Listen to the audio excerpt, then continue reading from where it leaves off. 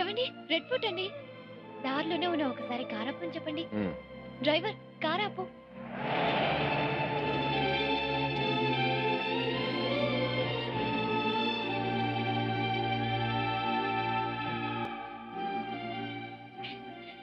ఇదే ఇదే కదండి ఎర్రకోట అంటే.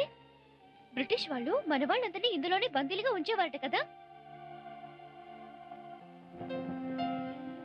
చూసావా మన జాతీయ జెండా స్వేచ్ఛగా ఎలా రెపరెపలాడుతుందో. దాని వెనక ఎంతమంది ఫ్రీడమ్ ఫైటర్స్ త్యాగం ఉందో. అబ్బో మీకు దేశభక్తి చాలా ఎక్కువ ఉన్నట్టుందే. కొంపదీసి మీరేమైనా మఫ్టీలో ఉన్న మిలిటరీ ఆఫీసరా? దేశం మీద అభిమానం ఉండటానికి ఏ మిలిటరీ ఆఫీసరో పోలీస్ ఆఫీసరో కానక్కర్లేదు. ఈ దేశంలో పుడితే చాలు.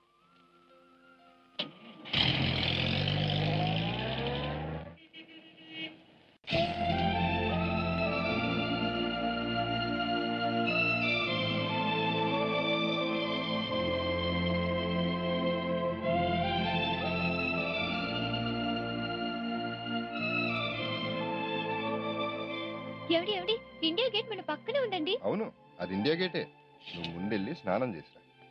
అయ్యో అదేంటండి అలా మూసేశారు? మరి లేకపోతే ఏంటి? మనం హనీమూన్ ఎందుకు వచ్చాం? ఇలాంటివి చూడడానికి కాదు, ఇంతకంటే అందమైన ప్రదేశాలు చూడటానికి. రేపు మనం ఆగ్రా వెళ్తాం, కానీ తాజ్మహల్ చూడటానికి కాదు. అలాగే కాశ్మీర్ వెళ్తాం, మంచు కొండలు చూడడానికి అసలే కాదు. అన్ని చోట్ల ఇలాగే కర్టెన్లు తలుపులు మూసేసుకుని ఇంతకంటే అందాలని ఎంజాయ్ చేయడానికి. పద పద, టక్మన్ స్నానం చేసి పట్మన్ రెడీ అవు.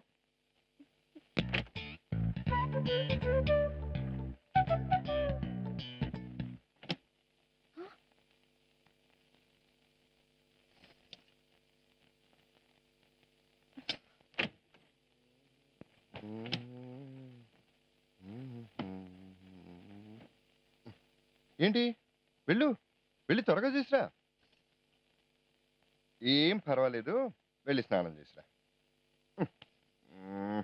కొంపలేం మునిగిపోవు. వెళ్ళి వెళ్ళి త్వరగా వెళ్ళిరా.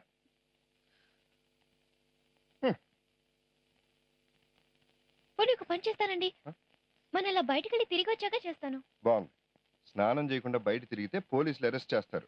ఢిల్లీ చాలా స్ట్రిక్ట్. మర్యాదగా వెళ్ళి మర్యాదగా స్నానం చేసిరండి. ఎక్కడండి మర్యాద? ఇలాగైనా మర్యాద? ఆ భగవంతుడు నాకు రౌడీతో రాసి పెట్టాడు. నేను చెయ్యనంటే చెయ్యను. ఓకే, నువ్వు ఎప్పుడు చేస్తే అప్పుడే వెళ్దాం.